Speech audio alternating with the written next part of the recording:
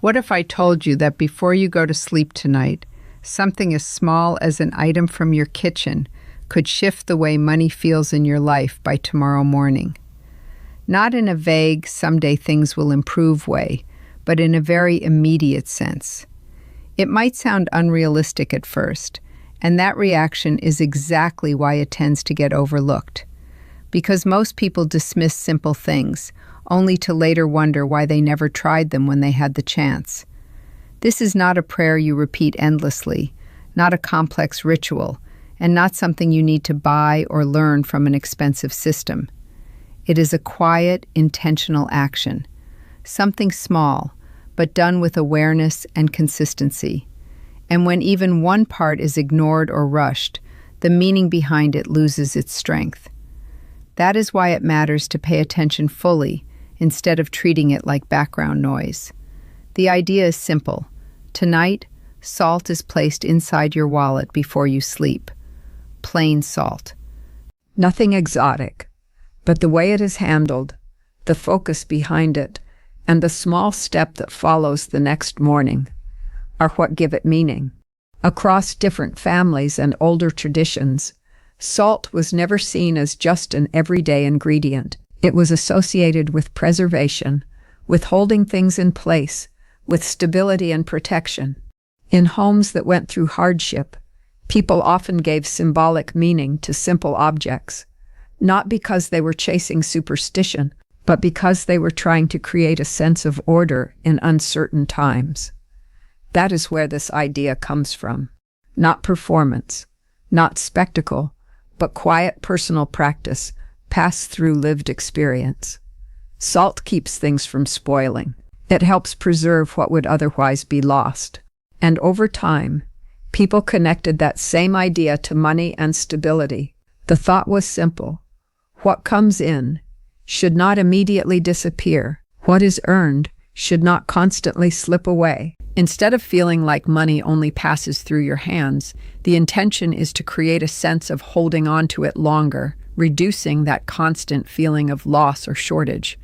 Whether someone sees that symbolically or spiritually, the deeper idea remains the same, shifting from anxiety about money toward a steadier relationship with it. I first heard about this through an older woman in my family who had lived through more struggle than she ever spoke about directly. She had rebuilt her life from almost nothing after moving to a new place with no real safety net. She wasn't someone who relied on luck. She relied on discipline, habit, and small practices that gave her a sense of control when everything else felt uncertain. One evening, I saw her prepare for the night in complete calm, not rushed, not distracted. She reached into a small container she kept separate from cooking salt, took a small pinch, and held it carefully as if it had meaning beyond its physical form. Then she placed it inside her purse with quiet attention, like it belonged there. When I asked her about it, she didn't treat it like something dramatic. She simply explained that people often dismiss what they don't understand, especially when it is simple. She believed that when life is unstable, even small intentional actions can help a person feel grounded, not because the object itself is magical, but because the practice creates focus, awareness, and discipline in how you relate to what you have. Years later, I found myself in a moment where things felt tight financially, the kind of situation where every notification makes you tense before you even read it. That memory came back, not as a belief system, but as a simple routine I had been taught.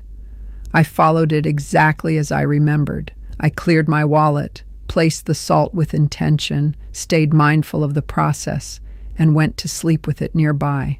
The next day didn't turn into a miracle story, but things did start to shift in small, noticeable ways. Delayed money showed up. Conversations that had been silent reopened. Old things began moving again. Whether someone calls that timing or coincidence is up to them, but the experience changes how you pay attention to patterns.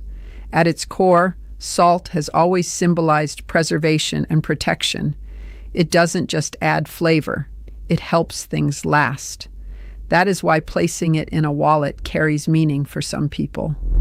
It becomes a personal reminder, a symbolic way of saying, let what comes in stay longer, let loss slow down, let stability build instead of constantly slipping away. If money has been feeling like it enters your life and disappears almost immediately, that experience can start to shape how you see everything else. People often respond with simple advice like work more, think differently, stay disciplined, or manage things better. Those ideas are not wrong on their own, but they are usually spoken as if the person listening has not already been trying everything they can. Most people dealing with financial pressure are already stretching themselves, worrying in silence, adjusting their needs, and carrying stress that never fully switches off.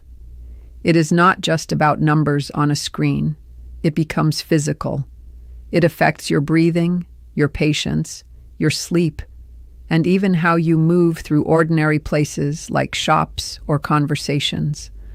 That constant tension creates a feeling of always being behind, even when you are genuinely doing your best to stay afloat. This is where symbolic practices begin to matter for some people, not because they replace action, but because they change how the mind and body experience pressure. When everything feels unstable, even small intentional routines can create a sense of order. They do not only speak to financial concerns, they also influence how calm or overwhelmed a person feels internally. Instead of running in survival mode, the mind is reminded to slow down and reset its focus. The idea is not that a small object solves everything, but that intention can shift the emotional atmosphere you carry while you act. Effort under panic feels heavy and scattered, while effort guided by calm focus feels more structured and steady. The difference is not always external at first, but internal alignment often changes how people notice opportunities and respond to them. To practice this in a simple and grounded way, the process is kept minimal but intentional. You would use natural coarse sea salt if possible, something plain and unprocessed. You take the wallet you actually use every day, not a spare or unused one. Before anything else, you clear it out properly. Remove old receipts, expired cards, and anything that no longer serves a purpose. The idea is to create space, because clutter often reflects scattered attention. Alongside this, you prepare a clear intention. It should not be vague or emotional like, I want more money, but specific and present-focused, such as what you are open to receiving and for what purpose. Some people choose to write it down briefly. The key is clarity, not length, because unclear intention usually creates unclear direction in practice.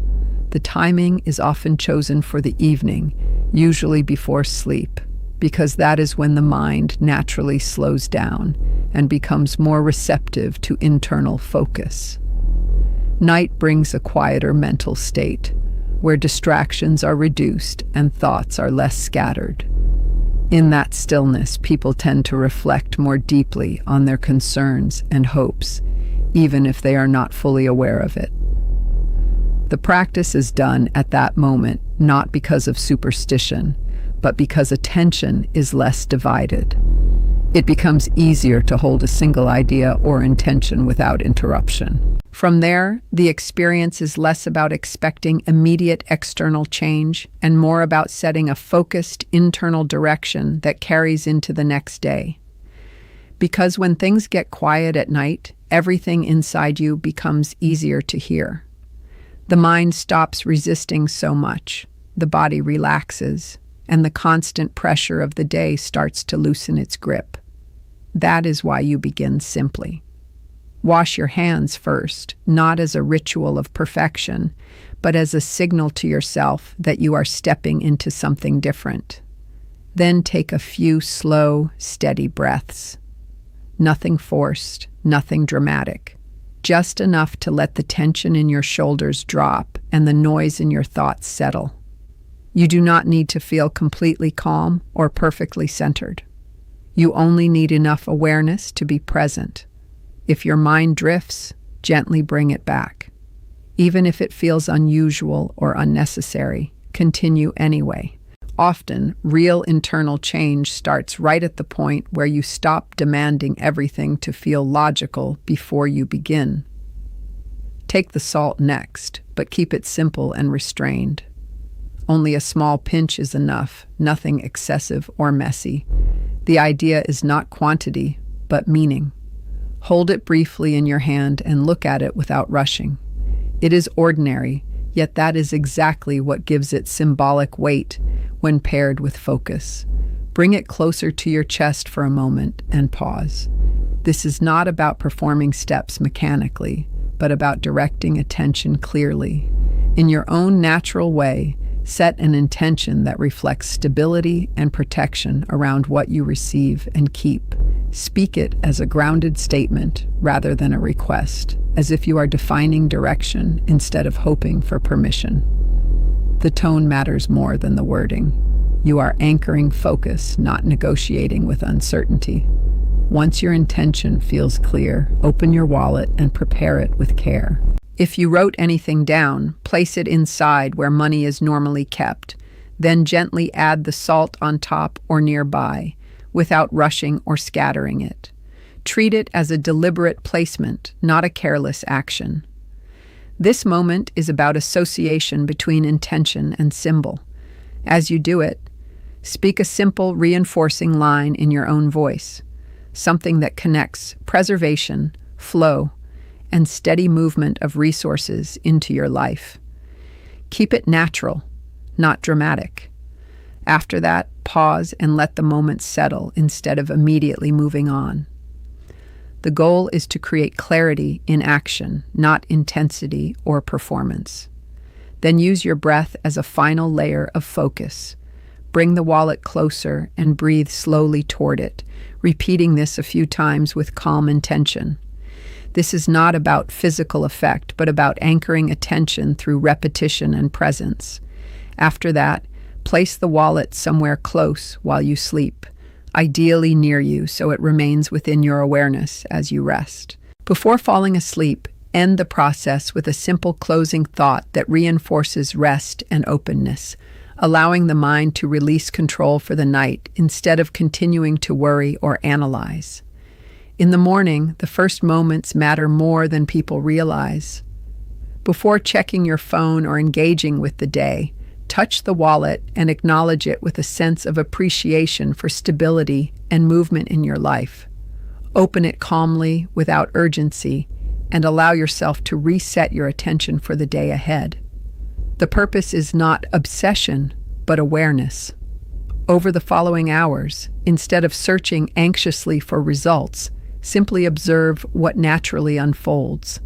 Sometimes it shows up as small signs first, sometimes as practical movement like delayed payments, conversations reopening, or unexpected opportunities. The key is not to force interpretation, but to stay open to patterns as they appear. If something arrives in a form smaller than expected, do not dismiss it outright. Movement often begins in subtle ways before becoming more visible. At the same time, avoid constantly checking or testing for proof, because that only reinforces tension and interrupts your own focus. If something spills or feels off, simply reset calmly another time without frustration. The strength of this practice, for those who choose to use it, lies in consistency and calm attention rather than emotional intensity or doubt. And above all, keep it private. The more it is shared for validation, the more it shifts from personal focus into external noise, which weakens the sense of clarity it is meant to build. You do not need to announce or expose every personal practice you follow. The moment you start sharing it with people who are skeptical or dismissive, you also invite their doubt into your own mindset, and that doubt can quietly weaken your focus without you even noticing it. Some things work best when they are kept personal, not because they are secret in a dramatic sense, but because they are sensitive in how easily outside opinions can interfere with your internal clarity. If you choose to do something like this, treat it as something between you and your own intention. Let any results speak naturally in time, without needing approval or validation from others. At the same time, if you experience any movement or improvement, the key is not to hold tightly out of fear. A common pattern people fall into is gripping tightly the moment something starts to improve, as if letting go slightly will cause everything to disappear again. But when anything comes into your life, whether money, opportunity, or support, it is important to allow some circulation.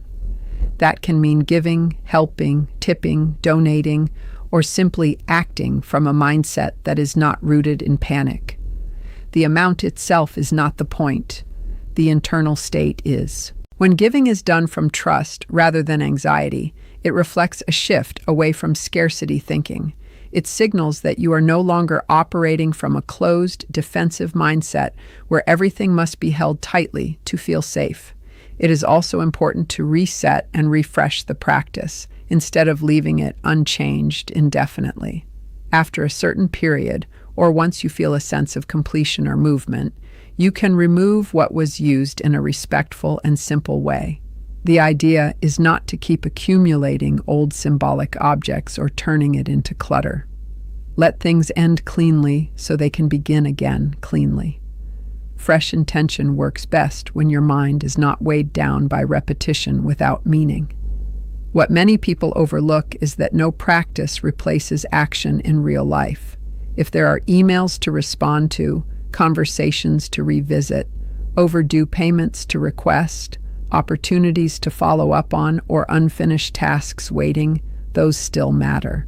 The point of any intentional practice is not to escape responsibility, but to support clarity while you take responsibility. When your inner state is calmer, your outer actions often become more direct and less avoidant. You stop hesitating as much, and you engage with life more openly instead of avoiding what feels uncomfortable. On a deeper level, the real shift is not only about money itself, but about how you relate to receiving. Many people consciously say they want improvement, but internally they are still bracing for disappointment. That internal tension affects how they speak, how they act, and how they respond to opportunities. Even when something good appears, doubt can cause them to hesitate or dismiss it. What changes everything is not just effort, but the internal state behind the effort. When that state becomes less fearful and more open, people tend to notice opportunities they previously ignored or overlooked.